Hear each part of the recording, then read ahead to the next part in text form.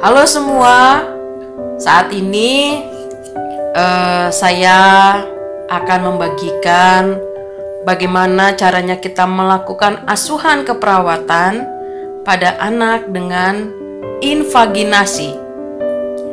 Invaginasi atau biasa yang disebut dengan intussusepsi adalah suatu kondisi di mana terdapat sebagian usus masuk ke dalam usus berikutnya. Biasanya itu adalah bagian proksimal masuk ke distal. Tetapi sangat jarang terjadi bila distal masuk ke proksimal.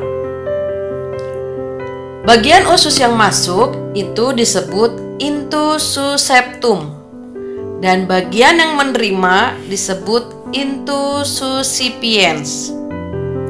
Pemberian nama invaginasi tergantung pada hubungan antara intussuseptum dan intussuscipiens. Contohnya, ileo-ileal. Hal ini berarti invaginasi yang terjadi hanya melibatkan ileum. Ileokolika berarti ileum sebagai intussuseptum dan kolon sebagai intussuscipiens. Kombinasi lain dapat terjadi seperti ileo-ileokolika, kolokolika, dan apendikal kolika.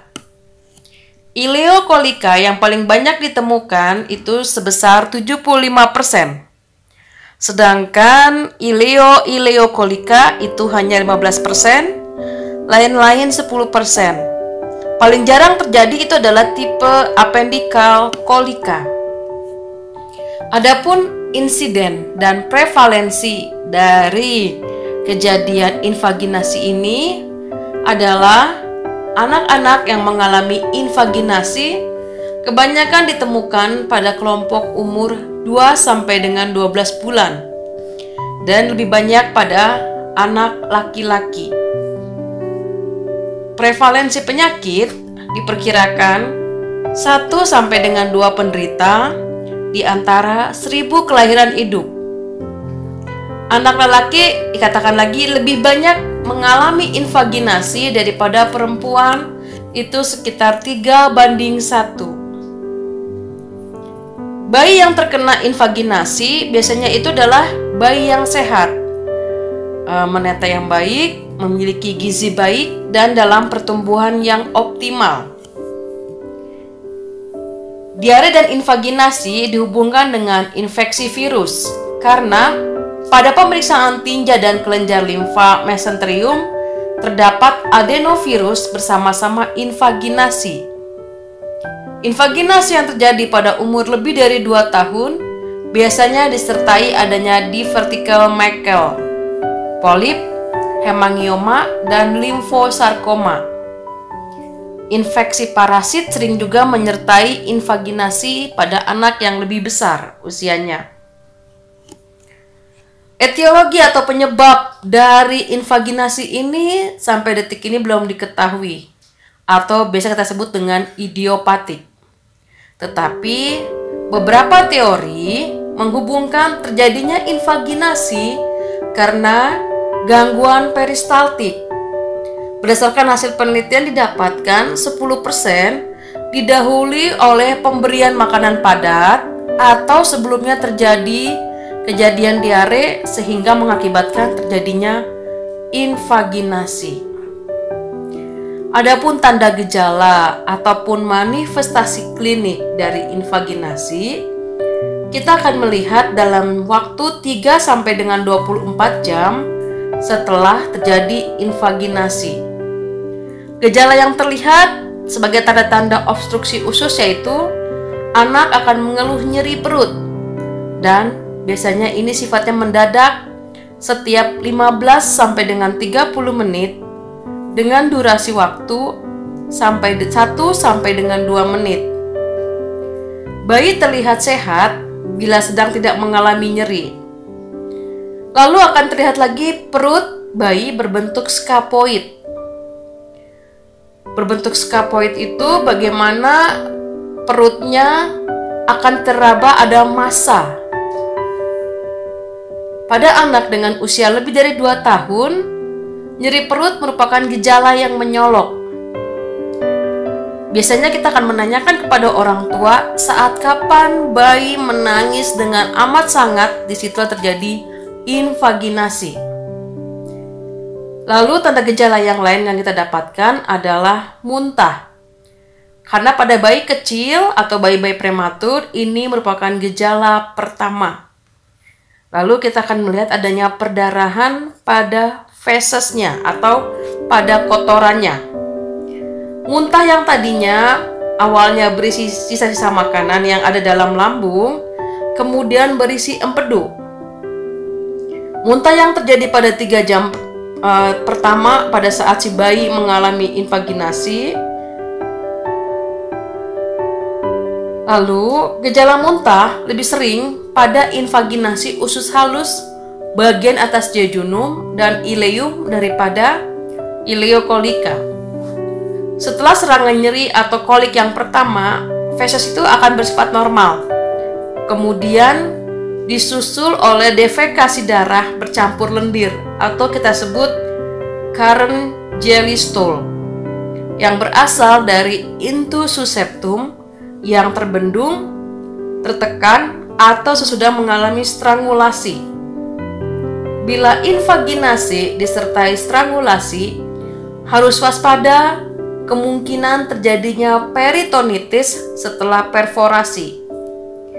Darah lendir berwarna segar pada awal defekasi, kemudian berangsur-angsur bercampur jaringan nekrosis. Ini yang disebut dengan teristol, oleh karena terjadi kerusakan jaringan dan pembuluh darah.